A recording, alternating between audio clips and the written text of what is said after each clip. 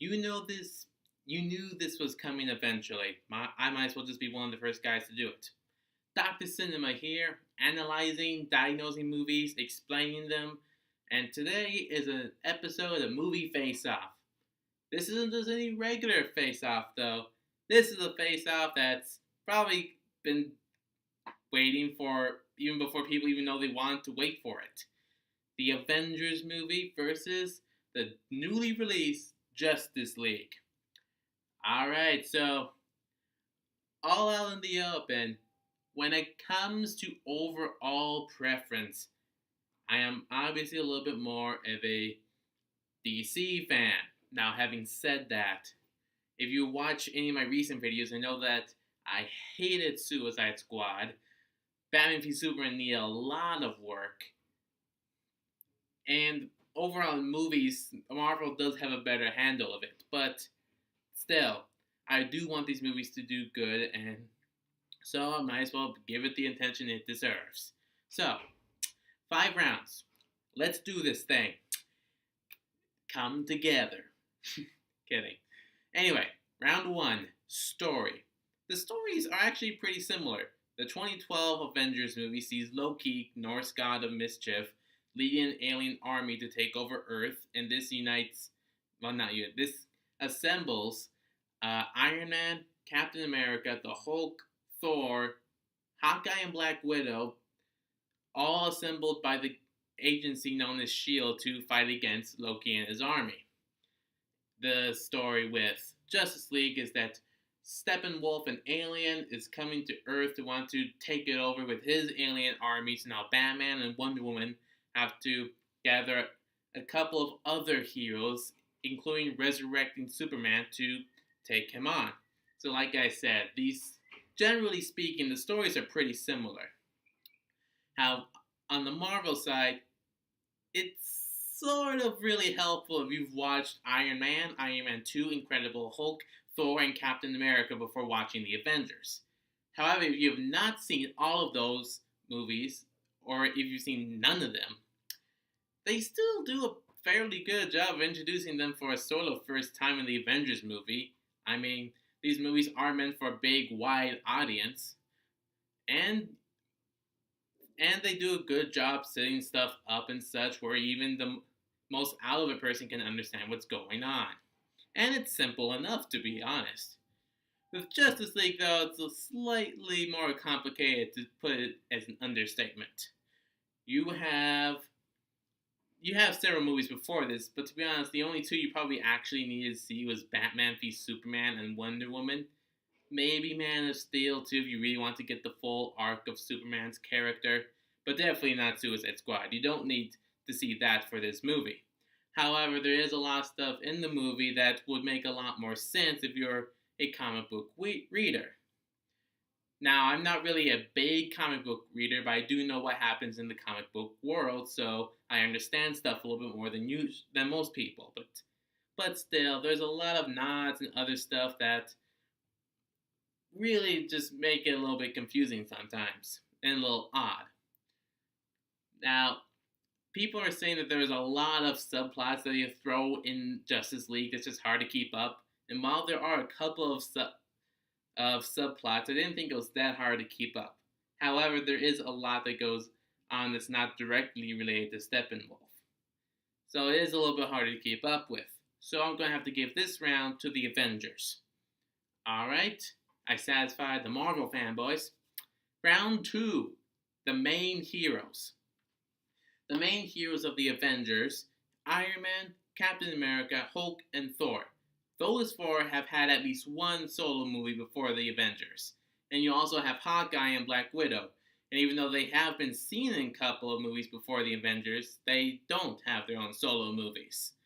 Now, of course, a lot of the foundation and setup for the characters, such as Iron Man and those guys, have been seen in the previous other solo movies.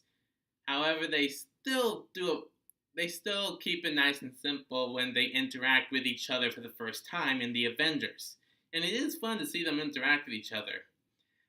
There is a lot of conflict between all of them and such, which can be good, not necessarily bad. And it's still entertaining to see them. However, with Justice League, even though a lot of people say that the plot was really not that great, what really made the movie was the heroes, the actors and characters behind them. Characters and actors behind them, yeah. You've got Batman by Ben Affleck, who is considered by most people, if not all people, arguably the best part of Batman v Superman. And you've got Wonder Woman, who killed it in her solo movie, and those performances really shine through in this movie as well, sort of like continuing their like story arcs and such. And in this movie we see for the first time the Flash, Cyborg, and Aquaman. Now technically we got a couple cameo appearances in Batman v Superman, but to be fair, they really weren't like there in the movie. This is actually us seeing them and experiencing them for the first time, and they really shine through. Now, I thought, to be honest, that Cyborg was going to be the one with the less focus on, but actually it's a little bit of Aquaman that's the less focus. Now, there's enough we see of him where we do actually want to see a solo movie, or at least I want to. I want to see a solo movie. But yeah, however, no one actually felt like dead weight, unlike what can be said for Hawkeye and Black Widow. I mean, I know we like them, but really, bow and arrow, an assassin. You've got a guy with super strength, an iron suit, an incredible giant green monster, and a Norse god. So yeah, those two are going to end up being a little bit dead weight. Well, not exactly dead weight, but you could replace them with other people, or take them out entirely. But anyway, the heroes of Justice League are all really fun. They interact with each other really well, and I actually really connected with them. And they were fun to watch as well. Especially the Flash is just like, I've never done this before. I just push people and run away. Come on, Flash. And they also have their little mini arcs, mainly with Cyborg and a little bit with Aquaman. And the Flash more or less stays the same, but he does get a job as a crime lab person at the end of the movie. Oh yeah, I might as well say spoiler warning if you haven't figured that out already.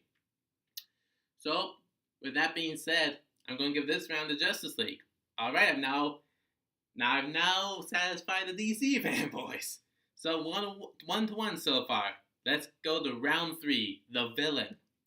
Now, the villain of the Avengers, like I said, is Loki, the Norse god of mischief and adopted brother of Thor.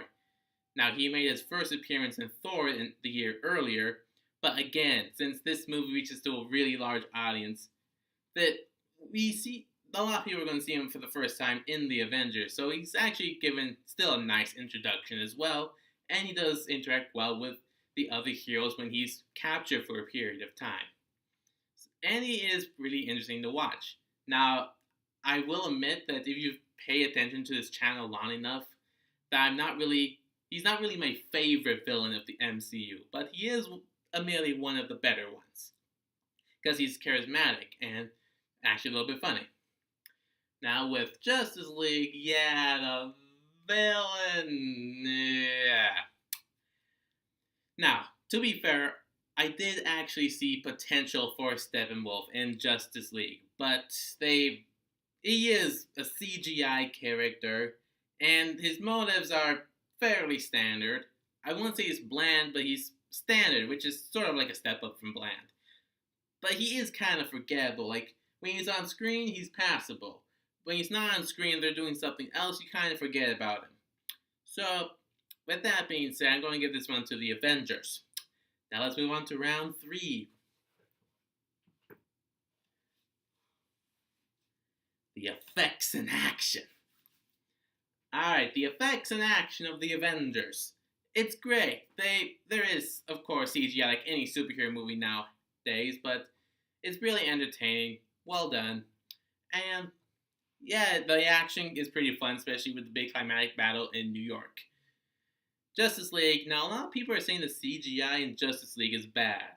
Now, this may be due to my lack of skill in criticizing CGI, but I didn't really think it was that bad. I mean, I think Cyborg, for the most part, looked pretty cool. And while I do admit that the big climatic battle doesn't give us anything new, it's still a little interesting to watch. But the best effects in this movie by far, the Flash when he's running and the lightning of the Speed Force. So come on, you have to admit that's pretty awesome. And actually, some of the best effects from that movie do come from the Flash, to be honest. And the action, whilst not really engaging or like brings you in, it's still fun to watch, in my opinion at least.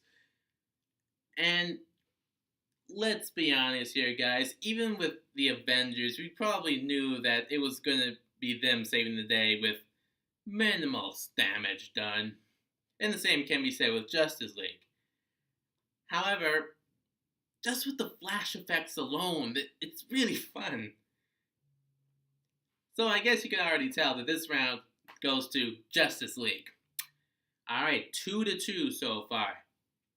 Time for the final round. This is what makes or breaks the face-off. Alright, round number 5. The atmosphere of the film.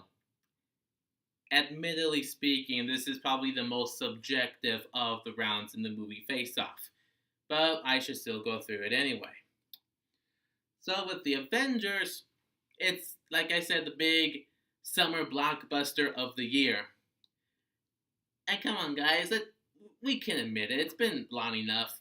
Even at this early point in the Marvel studio phase, we pretty much knew it was going to be very similar to the atmosphere of the previous films. Like, it's fun, it has its balanced, dark enough moments, but we kind of knew what the atmosphere was going to be like going into it anyway. And while it's not necessarily bad, it is expected. So, there's that. The atmosphere of the Justice League is where it gets a lot more trickier. With past DCEU films, especially with Batman v Superman and Suicide Squad, it can be unnecessarily dark. They try so hard to be gritty. Now that's why I say for some of the past films, with Wonder Woman it was different. They knew how to have fun and how to balance the seriousness of the movie. And for the most part, I kind of have to say the same thing about Justice League. I mean, it's a light movie. I mean, sure, there's no real sense of urgency or like real real threat because a small part of that is due to the fact we've seen this kind of comic book story movie 1,000 times before. But again, we connect with the characters. We laugh, and I laughed and kind of smiled because, yeah, there is humor that's in this film. But it's not like humor where you go, pa ha ha ha. No, it's like humor where like smile, just get this happy feeling in you, but still really helpful because Justice League, just like Superman and Wonder Woman, represent hope. And it's a really light movie, and there is some good humor in this. That's probably mostly due to Joss Whedon. But it's still, I just feel really happy I saw this movie. Now, like I said, the Avengers definitely have their pros with the characters interacting with each other. And, you know, the climatic battle at the end is fun to watch, and there are some especially good moments in there. And I know with Justice League, there isn't really that much of an emotional connection for the most part, but there are scenes and certain moments where there actually is a fairly established connection, especially with the one with Lois Lane and Superman after Superman is resurrected. And there's also that little special bonding moment with the Flash and Cyborg right before the resurrection moment, and you just really feel it. And I don't know what else to say. I just felt hopeful. I felt happy I saw this movie. Now I admit I knew what was basically going to happen for the most part, generally speaking, before I went into this movie, but this makes me really hopeful for DCEU, which very similar to what Wonder Woman did. Now, let's be honest, at the MCU, even at that early stage, there was really no doubt that they weren't going to pull it off. But there's hope, there's a energy, that there's a rebirth of sorts with the DCEU that I got wrapped up in. So, yeah, Justice League. Justice League wins. The movie Face Off. The winner is Justice League. Yeah, I'm satisfied with that decision. Yeah, Justice League beats the Avengers. Now I know with my luck, this is either going to get 0 views or it's going to get a lot of views and a lot of hateful comments. But whatever happens, just hear what I say and just see my point of view, because there's probably going to be a big divide. Even in Rotten Tomatoes, you have the critics saying it's like 40%, but the fans so far say it's like over 80%. So just understand my point of view, and because I admit the last round was really subjective, but yeah, the winner of this movie Face Off is Justice League. So comment down below. Don't be too hateful and angry. Like if you feel like it, but for sure subscribe and share. And Dr. Cinema. See you next time, guys.